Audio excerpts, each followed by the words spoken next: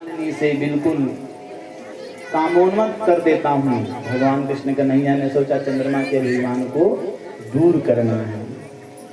भगवान ने लीला रची कि भगवान न पिता रात्रि शरदोत्फुल्ल मल्लिका वीक्षम हन्तु मनश्चक्रे योग माया मुपाश्रिता। शरद ऋतु थी, उसके कारण मौसम बड़ा सुहावना था। भगवान ने चीर हरण के समय गोपियों को जो वाक्य कहे थे उस वाणी को सत्य करने के लिए भगवान ने माया रची कि बड़े ही सुंदर वन में भगवान ने मुरली वादन करने का निश्चय दिया। चंद्रमा भी क्या है, अपने पूरे पूर्ण स्वरूप में है। चंद्रमा का भी अभिमान है कि मैं कृष्ण कन्हैया को के ऊपर अपना प्रभाव बिखेर दूंगा। भगवान ने चंद्रमा से भी कहा कि आ जाओ मैदान में, और मैदान भी तुम्हारे अनुसार होगा कि चांदनी पूरी हो, रंग बिरंगे फूल खिले हों। भगवान श्री कृष्ण कन्हैया ने बांसुरी बजाना प्रारंभ किया। अब जब भगवान की बांसुरी बजने लगी तो जिसका चित्त भगवान में है, जैसे देखिए आप कभी मंदिर जाएं या भगवान की प्रतिमा आपके सामने हो, आप यहाँ खड़े हैं तो वहाँ खड़े हैं तो हर व्यक्ति को लगता है कि भगवान मुझे ही देख रहे हैं। हर व्यक्ति को लगता है ना कि भगवान मेरे तरफ निहार रहे हैं। उसी प्रकार जब भगवान मधुर मधुर मुरली बजाना शुरू किए तो ललिता को लगता है भगवान मुझे बुला रहे हैं। बाकी सभी गोपियों को लगता है कि भगवान तो मेरा नाम लेके बुला रहे हैं। अब जो जिस परिस्थिति में थी सब दौड़ी दौड़ी चली गई। कुछ ग्वालिनी गाय दो रही थी, गाय को दोहने का कार्य समाप्त करके तुरंत भागी चली गई। और कुछ गोपियां अपने पुत्र को दूध पिला रही थी, पुत्र को तुरंत सहला करके लिटा देती हैं और फिर दौड़कर चली जाती हैं भगवान के धाम। और कुछ बूढ़ी माताएं ऐसी हैं जो चल नहीं पाती लाठी लेकर के, जैसे उन्होंने सुना रे कृष्ण कन्हैया की बंसी बज रही है, लगता है मुझे बुला रहे हैं, वो माता भी मानो लाठी उठी फेंक कर एकदम तंदुरुस्त हो गई, वो भी चली बढ़ी भगवान की तरफ। इस प्रकार भगवान की जब बांसुरी बजना प्रारंभ हुई तो कुछ तो ऐसी थी, पतियों ने मना किया, अरे कहाँ जा रही है, पति की बात ही नहीं सुनी, चलती बनी। और कुछ को तो सासू माताओं ने या पति देवताओं ने घर के अंदर बंद कर दिया कि सब गोपियां पागल होके पता नहीं कहां भाग के जा रही हैं, मेरे घरवाली ही न चली जाए कहीं, तो बाहर से कुंडी लगा दिया। अब वो बिल्कुल विवश, क्या करे, पहुंच नहीं पाएगी। उन्होंने आंखें बंद की और कृष्ण कन्हैया का ध्यान किया, मानो शरीर तो यहाँ है लेकिन आत्मा कृष्ण कन्हैया के पास पहुंच गया।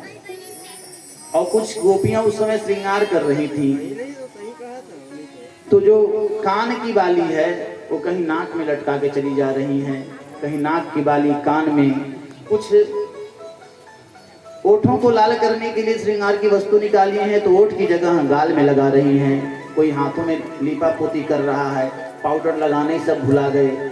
ऐसा भूले कि सब दौड़े दौड़े गए भगवान के पास। अब जरा बताइए, यहाँ अगर वह अवसर आ जाए, भगवान कहीं खड़े होकर पुकारें लगे, भगवान आ रहे हैं हमें पुकार रहे हैं, तो यहाँ कोई रुकेगा? जैसा है वैसे ही लोग भागना शुरू कर देंगे। अब जब सब पहुंचे, अच्छा गोपी कहते किसको हैं? जैसे हमारी इंद्रियां कितनी हैं? 10 है ना। जो हर भाव से भगवान श्री कृष्ण को ही पाना चाहे, परमात्मा को ही पाना चाहे, वही गोपी है। क्या आज के समय में गोपी नहीं है? आज भी गोपियां हैं और भगवान के आशीर्वाद से ही चल रही हैं। उन पर ही भगवान की भक्ति का पूरा पूरा असर है। उनकी भक्ति और मर्यादा भगवान कभी घटने नहीं देते हैं। तो गोपी किसे कहते हैं? जो 10 इंद्रियों से भगवान को पाना चाहे उसे गोपी कहते हैं। जैसे मन भगवान में लगा हो, अगर हम स्पर्श भी करना चाहें तो भगवान के चरणों को छूना चाहें, आंखें अगर देखना चाहें तो भगवान के चरणों को ही देखना चाहें, कान अगर श्रवण करना चाहे तो भगवान के कीर्तन और भजन को ही श्रवण करें, उनकी कथाओं को ही श्रवण करें। जीवा अगर किसी के लिए खूब चले तो भगवान का भजन करने के लिए चले, वो है गोपी। और जैसे ही गोपियां गई हैं तो भगवान कहते हैं गोपियों से, गोपियां कहती हैं कि कामं क्रोधं भयं स्नेहमैक्यं सौहृदमेव च नित्यं हरौ विदधतो यान्ति तन्मयतां हिते। जब सब गोपियां पहुंची वन में कहती हैं कि आपकी जो मुरली का ध्वनि है, स्वर है, मानो काम क्रोध मद लोभ का सबका निवारण करने वाली है। किसी को मद नहीं, किसी को अहंकार नहीं, ऐसी मधुर मुरली। अब सबने सोचा कि कृष्ण कन्हैया मेरा ही नाम लेकर मुरली में बुला रहे हैं, सब दौड़ी दौड़ी गई। अब जब सब कोई पहुंच गए तो कृष्ण कन्हैया कहते हैं स्वागतम वो महाभाग प्रियम किम करवाणि व्रजस्यानामयं कश्चिद द्रुतकामकारिणम्। हे सुंदरियों, आपका स्वागत है, लेकिन हमें यह नहीं समझ में आया है कि आप वन में क्यों आई हैं, यहाँ क्यों आई हैं। सब निरुत्तर हो गए। अब आप ही को कोई किसी फंक्शन में बुला ले, आप पहुँच जाएं और कोई बोले क्यों आए हैं यहाँ, आपका क्या काम है, तो आप क्या कहेंगे फिर? कोई उत्तर नहीं है आपके पास। अब गोपियों से कृष्ण कन्हैया कहते हैं कि राजन्ये सा घोर रूपा घोर सत्व निसेविता प्रतीयात व्रजं नेह स्थेयं स्थिभिः सुमध्यमा। कृष्ण कन्हैया कहते हैं जंगल तो बड़ा कठोर है, इस जंगल में क्या क्या है, हिंसक पशु हैं, शेर बाघ आदि हैं, और आप लोग कुलीन वंश की वधुएं हैं, कन्याएं हैं, आप लोगों को इस प्रकार रात्रि में बाहर आना शोभा नहीं देता। कृष्ण कन्हैया कहते हैं कि आपके भी मित्र हैं, भाई हैं, बंधु हैं, पिता हैं, पति हैं, उन सबको छोड़ करके आप यहाँ चली आई हैं, और इस प्रकार के आपका आना शोभा देता है क्या?